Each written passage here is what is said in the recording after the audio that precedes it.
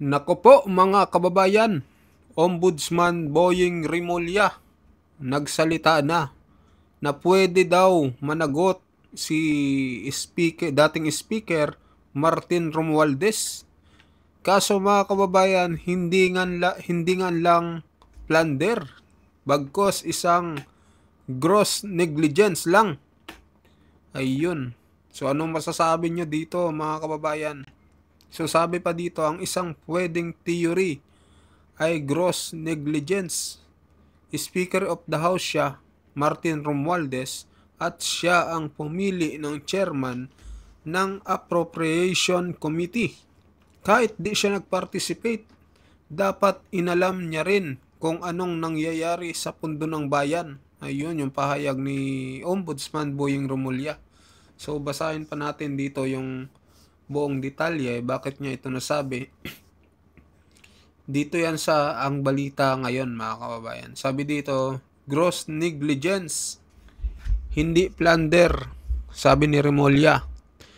Ipiniliwanag ni Ombudsman Boying Rimulya na maaaring managot si dating House Speaker at Leyte 1st District Representative Martin Romualdez sa kasong gross negligence kung walang matibay na ebidensya para sa kasong plunder kaugnay ng mga irregularidad sa flood control projects. Ayon kay Rimulya, sabi niya dito, ang isang pwedeng theory ay gross negligence. Speaker of the House siya, Martin Romualdez, at siya ang pumili ng chairman ng Appropriation Committee. Kahit di siya nag-participate, dapat inalam niya rin kung anong nangyayari sa pondo ng bayan. Ayan, sabi niya pa dito, sa ilalim ng Revised Penal Code, ang gross negligence ay may parusang mula aresto, mayor hanggang correctional.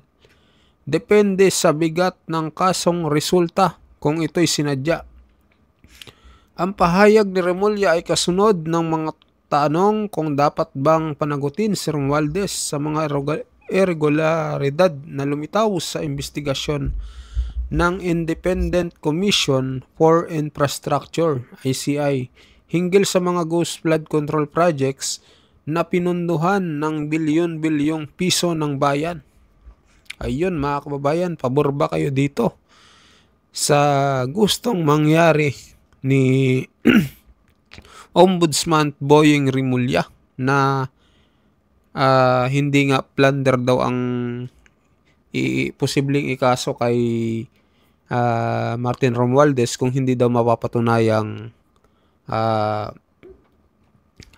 kung wala daw matibay na ebidensya dito sa flood control projects. Pero wala pa ring lusot daw itong si Martin Romualdez kasi nga daw ay ang kaso daw na mangyayari kay Martin Romualdez ay gross negligence mga kababayan, kung sakaling wala daw mapapatunayang matibay na ebidensya patungkol sa flood control projects. Dahil nga mga kababayan,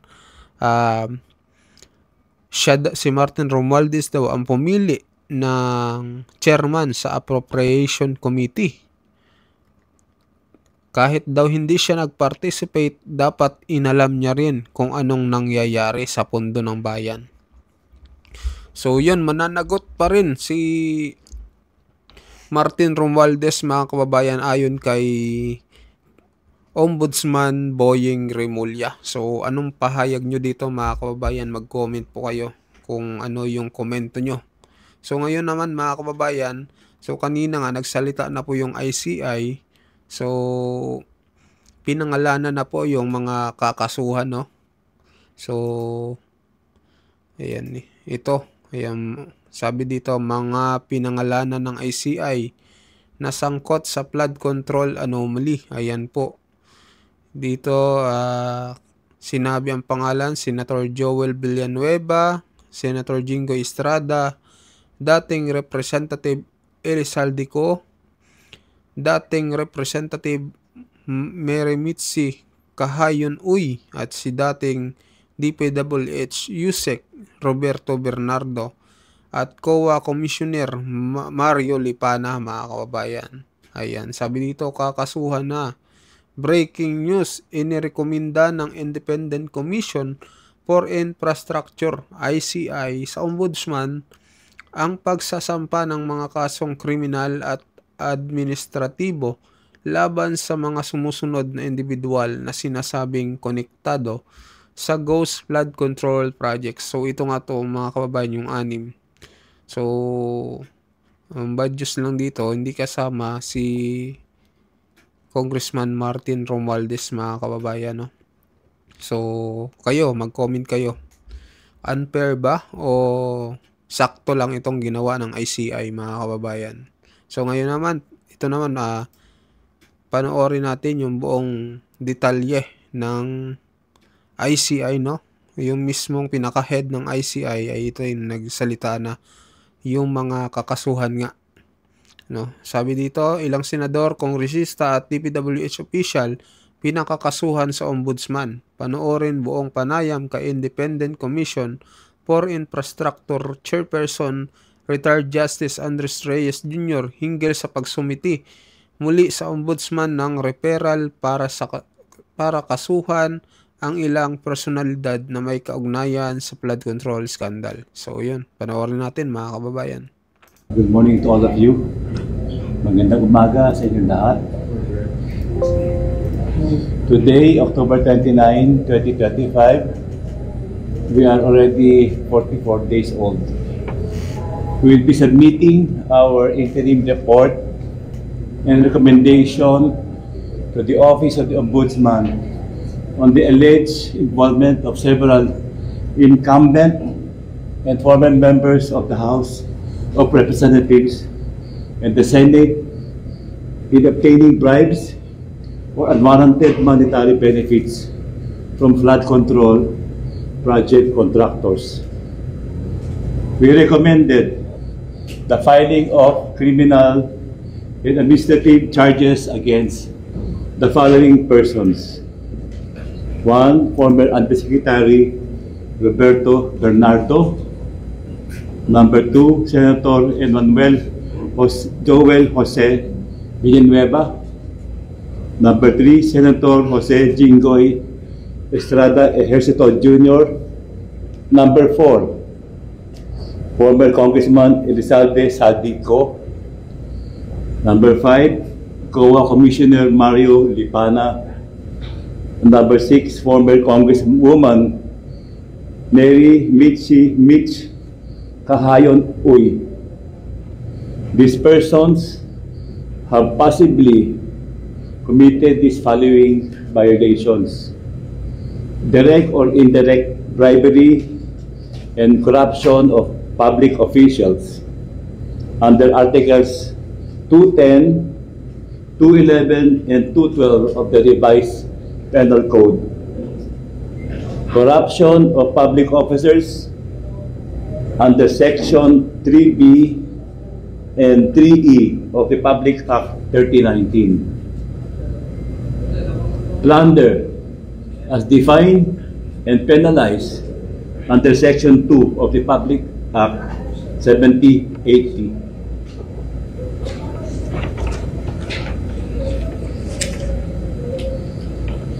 Based on the testimonies and narrations of the witnesses, the scheme starts from the proponent, who is either a member of the Senate or of the House of Representatives, who will inform Engineer Alcantara that he or she has a budget allocated for infrastructure projects. Additionally, the scheme shall always involve flood control projects because the kickback is 25 to 30% and is higher than the kickback from other projects, which is only at 10%. From here, Engineer Alcantara will direct Engineer Hernandez to make a list of projects based on the budget that the proponent has. The list is then given to Juan Carlo Rivera, who will then transmit it either to the regional office in Bulacan or to the proponent itself. If the list was forwarded to the DPWH Regional Director, it will be included in the National Expenditure Program, or what we call NEP net. On the other hand, if the list is given to the proponent itself, he or she would insert the projects in the House General Appropriations Bill called HGAB, or bicameral insertions wherein it would be reflected in the General Appropriations Act known as GAA. Once the projects were reflected in the NEP or GAA, Rivera will make a summary of the projects, while Engineer Alcantara would then choose the contractors who would then implement the project. This would trigger the payment or obligations or SOP to the proponent. An advance payment of 10% of the budget allocation when the NEP is released, while the remaining 15% would be paid off to the proponent when the GAA is passed.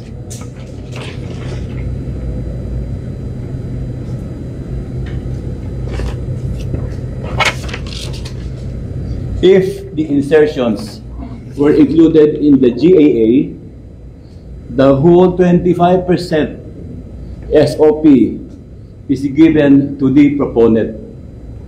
This 25% payoff is advanced by the contractors to ensure that the project will be awarded to them. Their testimonies and affidavits named above mentioned government officials or former government officials as primarily involved with these violations.